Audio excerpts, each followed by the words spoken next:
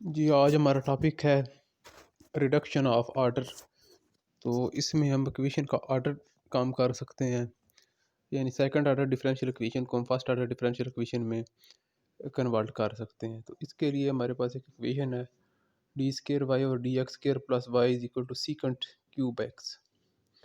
तो इस इक्वेशन को अब हम क्या करेंगे, हम इसका पहले तो करेक्टरिस्टिक सोल्यूशन फाइंड करेंगे उसी तरीके से जैसे हम पहले फाइंड करते हैं। इसके बाद हम इस करेक्टरिस्टिक सोल्यूशन से हम आगे पार्टिकुलर सोल्यूशन फाइंड करेंगे। तो इसकी हम पहले करेक्टरिस्टिक इक्वेशन लिख लेंगे, जो कि डी स्केयर वाई और D x square plus y is equal to zero. तो यहाँ से हम रूट निकालने के लिए डेरिवेटिव की जगह हम डी स्केयर यूज़ करेंगे, d square plus one y is equal to zero. तो यहाँ से अब इसकी करेक्टरिस्टिक इक्वेशन आ गई एम स्केयर प्लस वन, तो एम की वैल्यू आ गई प्लस माइनस एओटा।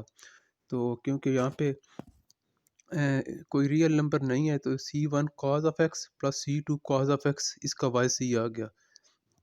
ई की पावर ज़ीरो एक्स इसलिए है कि इसके साथ जो है रियल नंबर कोई ऐड नहीं हुआ।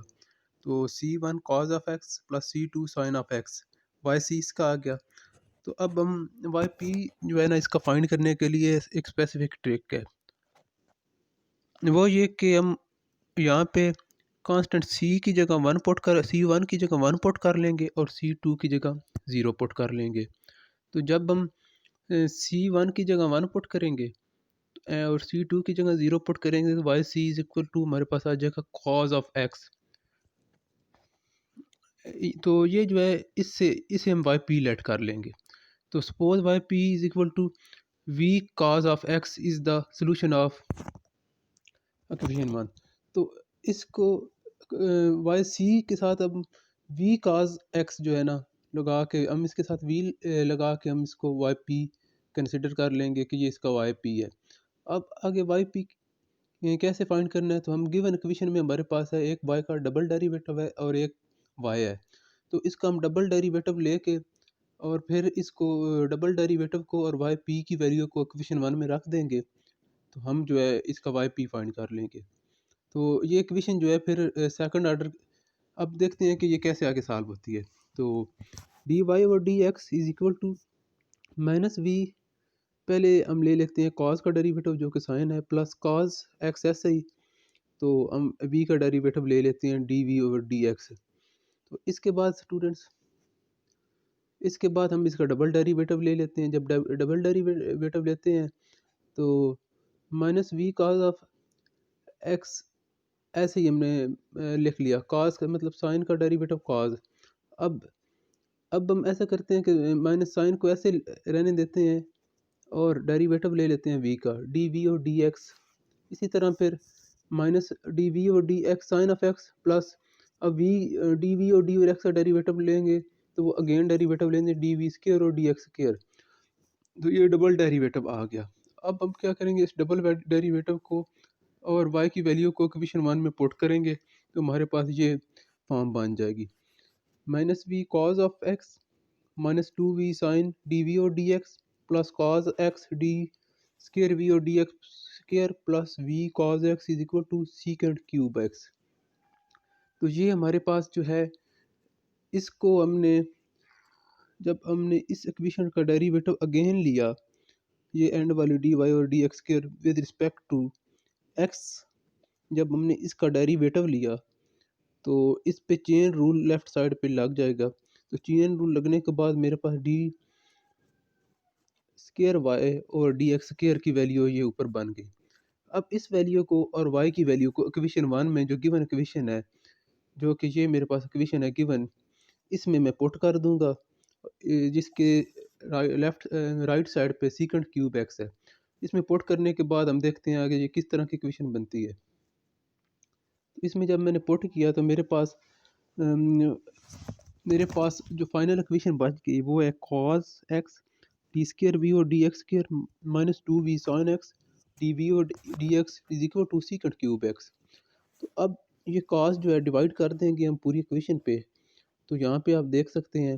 तो ये अब जो है डी स्केयर वी और D x square minus two tan x D square we और डी वी और D x is equal to secant की पावर 4 ऑफ एक्स। तो यहाँ अब हम डी वी और डी एक्स को यू अगर पुट करेंगे तो डी स्केयर वी और D x square d u और डी एक्स बन जाएगा। तो इस तरह जो जहाँ पे डी वी और डी एक्स है वो यू बन जाएगा और डी स्केयर वी और D x square d u और डी एक्स बन जाएगा। जब ये हमने पुटन की तो ये हमारे पास एक यू में लीनियर इक्वेशन आ गई।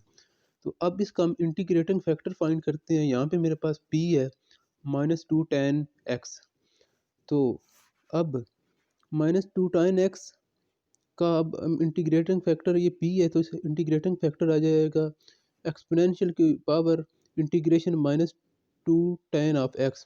तो हम जानते हैं कि tan की इंटीग्रेशन होती है log ऑफ सीकेंट।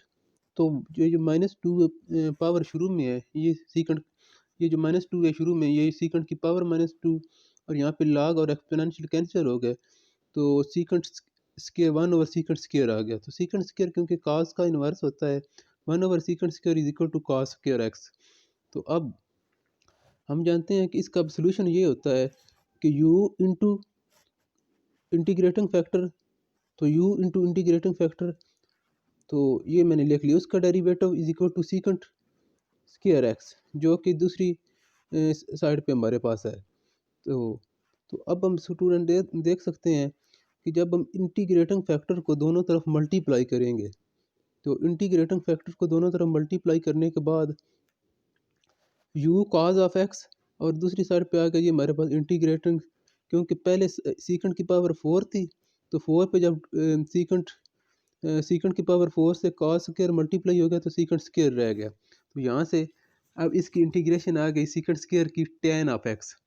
तो अब ये cos स्क्वायर उधर जाके हम कह सकते हैं डिवाइड हो गया तो cos square is equal to दूसरी साइड पे जाके सीकेंट स्क्वायर x और साथ tan ऑफ x आ गया। तो इस तरह ये तो आगे v की वैल्यू, अब v की नहीं हमें असल में वैल्यू जो है ये तो आगे u की वैल्यू।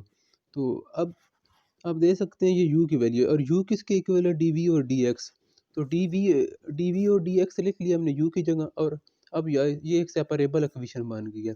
ये x में सेपरेबल इक्वेशन x और v में सेपरेबल इक्वेशन है। तो अब हम इसको सॉल्व कर लेते हैं तो और इंटीग्रेशन इसकी कर लेते हैं तो v का dv का इंटीग्रेशन आ गई v और सीकेंट का क्योंकि tan का डेरिवेटिव सीकेंट स्क्वायर साथ मौजूद है तो इसलिए tan को पावर रूल लग जाए tan स्क्वायर ओवर 2। तो यहाँ से ये v की वैल्यू आ गई। तो अब आप देख सकते हैं कि हमारे पास जो y की हमने वैल्यू लेट की थी वो थी v cos of x y p की वैल्यू, ये वाई पी की वैल्यू हमने v cos of x find की थी, v की हमने वैल्यू निकाल ली है और उसके साथ cos ऑफ x लगा देंगे तो वो वाई पी की वैल्यू आ जाएगी। तो वाई पी ये v और साथ cos ऑफ x तो ये वाई पी की आ गई। तो y c plus y p is equal to होता है y, तो जो कि जनरल सोल्यूशन है तो ये हमारा जनरल सोल्यूशन आ गया।